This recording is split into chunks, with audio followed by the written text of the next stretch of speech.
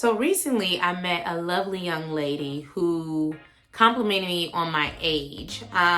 When she first met me, she thought I was in my 20s because I was complaining about how tired I was. And she was like, well, how old are you? I said, girl, I'll be 37 this year. She was like, what? You look amazing. Like, please tell me the secrets. Give me some advice on how I can look that way and move that way, the way that you're moving, in your 30s. So basically, like, how can she maximize her 20s? And I was like, that is a good thing to discuss. So that's what we're going to talk about on this video. I'm going to highlight 3 things that I will tell my 25-year-old self. Now, technically, she's going to be 24 this year, but 25 just sounds a little better. So let's get into it. But before I do, hey girl, hey, or hey boy, hey, because there are some guys that watch my channel. Welcome back to the Maximize Money Game. My name is Jocelyn, and I teach Black women like you how to use your 9-to-5 incomes to save more and spend wisely so that you can do more of what you love without trading your time for it or going deeper into debt for it. So we learn how to do all the things with one income, okay? That's what this channel is about, is being able to live our best lives and not go, into debt or stress over if we have the money to do so. So, like I said, let's get into this video. 3 things that I will tell my 25-year-old self. Number 1, I would tell her, to get clear on what you want out of life and say yes only to the things that reflect that. So, for me, I feel like I am a recovering people pleaser. I come from a very opinionated family, and people have many things to say about how you live your life. And I feel like it wasn't until I went away to college that I was just like, well, girl, like, granted, my mom and family is helping pay for me to be there to some extent because I still have student loans, but it's like, okay, I'm kind of grown, and so my mom has to trust that she's done the best that she could with me and that I'm going to make the best decisions for me that won't embarrass her, okay? So to go from that, to have this little taste of freedom, to, dealing with men, my 20s and men, oh my God. I don't have it as bad as a lot of people do, but like I was not in some healthy situations. And I feel like to go from having an opinionated family to, moving on and involving myself with men, like, really triggered my anxious attachment. And I didn't even know there was a name for that. But like, as I continue to just learn more about myself and learn more about, therapy and healing, like, I realized that was my attachment style for a long time for many reasons, but one reason in particular, which I'll get into a little later. But now at this big age, I'm 36, I'll be 37 this year. Like, my yes is my yes and my no is my no. Now, sometimes some maybe slide in there. Some maybe still slide in there. And sometimes I'm triggered. But I now have the tools that I can actively apply to, like, course correct. I also have the tools to recognize where I go wrong, where I contribute to things in an unhealthy way. And I now know that it's okay to apologize. It's okay to acknowledge when I'm wrong. And I try to surround myself with people who feel the same so that we challenge one another, but we also hold each other accountable. So with, getting clear on what you want out of life, you'll obviously start to attract, well, you'll always attract people, but you'll get a clear understanding of, like, okay, who deserves to stay? Like, we can't control who we attract, but we can control who we entertain. And that's not even just relationships. That's friendships. That's family. Like, we're not keeping people around just because we've known them for most of our life. Like, no, if you don't reflect and if you don't respect and honor the person that I'm growing the way that I respect and honor the person that you're growing into, what are we doing? So like, that was the biggest thing, because I feel like it impacts every other area of our lives, whether we recognize it or not. So I would say, get crystal clear on what you want, write about it, visualize it. Like, I'm all about self-visualization. If you watch my either Stepping into Your Rich Woman Era or Stepping into the Best Version of Yourself video, I'll link both of those below. And I'll put a screenshot of both of them as well. I talk about self-visualization and how the vision that I have for my future is so crystal clear. Like, and even if it doesn't come to pass, the fact that God gives me the vision to think that clearly, just gets me excited. From my career, which I won't be having a career, my business, Maximize Money, will be bringing me in multi six figures. You know, I will be in a healthy and happy, you know, marriage and partnership. I will have, you know, iron sharpening iron kind of people in my life, which I already do, you know, and I will just be in the best health of my life. I will have real estate properties. Like, I have so many big dreams and goals beyond just business stuff that I won't go into now, but it's like, I think about her when I make decisions. I think about her when I think about who I want to entertain. I think about her when I have tough days and I'm like, you know what? She wouldn't do that. You know what? She wouldn't tolerate that. And so either I'm going to be okay with the okie doke and let people fill in what they think I should do, or I'm going to stand firm on what I believe and what I desire for myself and say no to anything else. And so she was like, yes. And then she asked me my number. Girl, we're going to hang out and go to brunch in a couple of weeks. But that was the biggest thing that I felt like I didn't have. I wasn't clear on my voice, and I wasn't clear on how I wanted to show up in this world and what God has placed in my path and how God has used my life to shape this world. Like, Maximize Money truly is my legacy, and I'm just so overwhelmed with all the vision and the dream that he's given me for this brand. Like, I'm just so excited, but I'm taking it one day at a time, okay? So that's point one. And then point two is to start your healing journey and start it early. I say healing because there is no healed. Like, you still are going to be healing. I feel like you're personally going to be healing for the rest of your life. And I sometimes feel like, dang, I'm not handling the situation the way that I thought that I should. Or dang, I shouldn't have talked to that person the way that I did. Or like, dang, why am I still yearning for something that I know is not healthy for me? But I have to recognize that I'm healing, you know, and that I have the tools to, you know, work on self, you know. And so for me, like, one of those very important factors that I considered and that I did was therapy. And I didn't go to my first therapy session until I was 32. Like, a lot of my big moves really didn't happen until my 30s. If I'm honest, I feel like my 20s were low-key a blur, you know, but God is good. I made it out. I wouldn't want to go back. And in those therapy sessions, I found a Black woman therapist. I needed somebody who could, you feel me? Like, a lot of folks don't know my struggle like a Black woman does. So I searched high and low for her, and she was amazing. And so I knew even going in that I had some father wounds that I needed to heal. Like, my relationship with my father is another story for another day. But I recognize that, like, he was, you know, human. You know, I can't expect him to give anything that he didn't have. And so, like, it helped me to recognize and appreciate the moments that we did share together, you know, and to just forgive him, you know, for what he didn't do, but also just thank him for what he did do. And the fact that the things that he did shaped me into the woman that I am. And then another thing that I learned is that, you know, I had a mother wound. I mean, I probably still have it.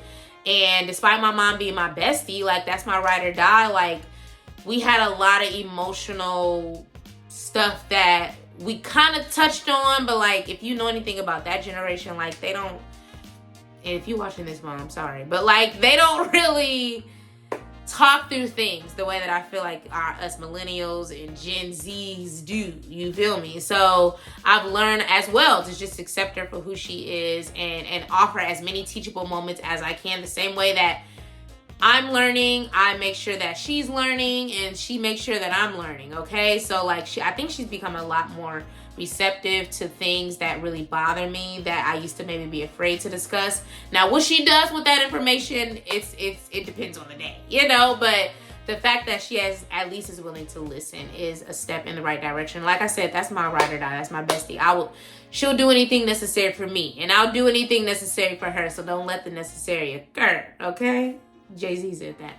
So, like, just being able to, you know, talk through things and recognize how the patterns of our past, the behaviors that we recognized contribute to who we are. Like, is a huge eye-opener. And I feel like you start to identify why you accept certain things. You start to identify why you're resistant against certain things, and things just start to make sense, you know. And I feel like it's something you're going to be, again, on for the rest of your life. But the goal is to get better. You're never going to be perfect, but the goal is to get better. Which leads me to point 3, and that is getting good with your money. That's something I would recommend to a 25-year-old. And shout out to the Budgetnista, because that is the name of her book. But that, for me, in intangible examples, is not waiting to invest. I feel like a lot of us are afraid to invest, you know, and I feel like you wait until your 30s and your 40s to start, and by then, I personally feel like it's too late. I did not really invest in my 20s outside of my 401k because I had the same excuses. It's like, oh, I don't understand that. I didn't come from an investing family. Like, I don't have extra money. And the reality is I just wasn't managing my money right, you know? So that was another tip. It's like, make a plan for your income, you know, say no to high interest debt. I didn't get my first credit card again till actually, I was in my 20s. I think I was around 27. And that was one thing my mom said. She said, I don't want you to get no debt. So all them little cards they used to be handing out on campus when we were freshmen, my mom was like, no, don't sign up for nothing. If you need money, call me. Like, she was adamant about that because she had her own struggles with, I'm about to tell her my mom business, but she had her own financial struggles, okay? So she tried to just make sure that she led me down the right path with as much as she knew. And I'm very thankful for that, because the only debt I had for real was my student loans and my car note, which were two kind of necessary things. You feel me? So invest early and invest often, even if it's just $50. And if you don't know what to invest in, comment below. But I recommend looking into index funds and ETFs, exchange traded funds. Look those up. Check out Our Rich Journey. They are one of my favorite YouTube channels on here. And if you want recommendations on the things that I invest in, again, comment below and I'm happy to share them. But please do your research. I am not a financial advisor. I am a certified financial educator. So I'm here to educate you on what your options are, but I will not tell you what to do with your money, except for manage it better, you know, and invest it and grow it and save it for life's unexpected expenses, because life has unexpected expenses coming, baby. I'm telling you. If you in your early 20s, you may not have experienced them yet, but I guarantee you they come in, and I want you to be ready for them, okay? So negotiate your salary, invest early and often, even if it's just $50 a month. Take the 401k match on your job. A lot of y'all are leaving college making 6 figures, okay? That was not my story. I think my first real job paid me like $40,000. Like, I didn't have no match. They was like, girl, what? No, you barely got in here. So, like, but when I did get to jobs that offered matches, I took them because I felt like I had consumed enough and I heard enough about 401k matches being free money. So an example of that is, like, let's say a company has, you know, a 401k. It can be a traditional or a Roth. And they allow you to invest up to 6% of your income, and they match the 3%. So they match you with 50%, excuse me. So that would mean if you set aside $100, they will give you $50 so that your balance is now $150 instead of just the $100 that you gave. That is the example of a match. That is free money. And one of the biggest misconceptions around 401ks is that, number one, people are like, oh, well, I don't plan on retiring anytime soon. Or, oh, I don't ever see retirement in my future. Or, oh, like, if I leave this company, like, what am I going to do with that money? Or, oh, I don't have enough money to invest in my 401k. And the reality is you do. Because you're spending the money on other stuff. You're spending it on Amazon. You're spending it on wigs. You're spending it on stuff that's fleeting, you know. And I'm not saying don't do those things, but, like, you have to truly get serious about investing for your future, because it gets here sooner than you recognize it. Like, life comes at you fast. It's one of my favorite phrases to say, because it truly does. And I'm just so thankful that somebody told me to take the match. It could have been HR. It could have been my mom. I don't remember. But, like, that was something that somebody was like, do it, because this is free money and it follows you even when you leave the company. You can take it with you and convert it into your own Roth, or you can just leave it there and let it accumulate. Like, you have options. The reality is that it is your money. No matter where it is, it's your money. So for me, like, I'm always about making a plan for my income and making sure that my money goes to the things that matter. Obviously, bills matter, but also saving and investing is very important to me because I'm not working till 60. Like, y'all gonna see this channel change. Like, life is gonna look a lot different for me, and I'm gonna get a lot of comments about like, okay, how were you able to retire early? How are you able to make work optional? And it's all about getting good with your money, living below your means, not even within, below. Now, if you're making $40,000, then that can be a challenge. But like, a lot of y'all is making pretty good money. 70, 80, 90, 100, 200K, depending on if you live in New York or California. And I don't want your money to just disappear because you don't know how to manage it. So if you want to learn how to manage your money a little better, then you definitely need to get my, 9-to-5 spending plan. I created this for my fellow 9-to-5 earning girlies who want to save more, again, and spend wisely and do so within their means, below their means, i.e. their checks that they get from their jobs. So jobs may not pay you more over time, but you can make better decisions with the money that you already have so that you're not going into debt. You're not feeling pressure to get a second job. You're not feeling pressure to get all these side hustles like Uber Eats, and nobody really wants to do that. Not like, maybe you do, comment below, but I feel like people would rather just be at home and let their money grow over time. Like, maybe I'm wrong, but I know I don't want to do it. I love to be in the comfort of my home. And if you like to be like me, then the 9-to-5 spending plan will help you understand where your money is going and where it's coming from and how you're spending, so you can identify where you can spend a little more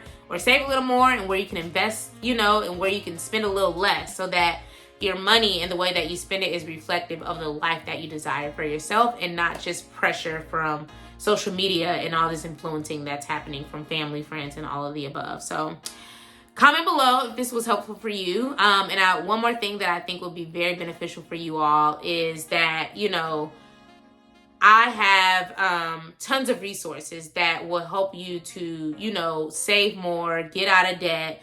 My new friend, my new little sister, she has student loans as well. So we talked a little bit about that. And I shared a lot of resources that will help her, get out of debt, but also, not sacrifice the things that she loves. She loves being outside. I have a whole video about balancing outside with your budget, like I'll put that on the screen somewhere. But like, I shared so many resources with her, and I want to share the same resources with you. And if you want to learn about them, go ahead and grab my Thrive with 9-to-5 Money Mastery session. It is 60 minutes packed of actionable resources that will help you, with your money takeover, with your money refresh, if you will. This is the perfect time to do it. We're still in the first half of 2024, and we don't need it to look like 2023 or 2022 or 2021, okay? So I designed this specifically for my 9-to-5 earning Black women, who are ready to stop overspending and start utilizing the right resources that will help you get out of debt, that will help you save money in less time, and that'll help you grow your money more easily, because we don't want to work extra jobs if we don't have to. Like, we all want to make additional money without having to work for it. Like, raise your hand. Like, I'm sure you do. So we can do better. And I'm here, your financial big sis, to help you do better. We all work very hard on our job. It is time for our money to work for us. So if you are watching this, depending on when you're watching this, it's likely already available and linked in the description for purchase, or it's available for early access. And if you buy it before February, if you buy it before April 1st, you get access to an additional module where I talk about, I ain't gonna tell you what I talk about. Just you gotta see. But basically, it's gonna help you to grow your money, which is what you all want, which is what we all want. So go ahead and grab that, or sign up in the description for early access, and let me know how it helps you. Let me know if this video was helpful. Please like, comment, subscribe, share it with a friend, share it with the 25, 24, 23-year-old, that is feeling a little overwhelmed and anxious with life and just wants to manage their money a little better, especially because that's the time when this, your first job, your first big girl job, your first big girl check, and not to blow it, because I definitely blew mine, and that's not what I want for y'all. I want y'all to make better decisions than I did, okay? So thank you so much for watching, and I will see you in the next video.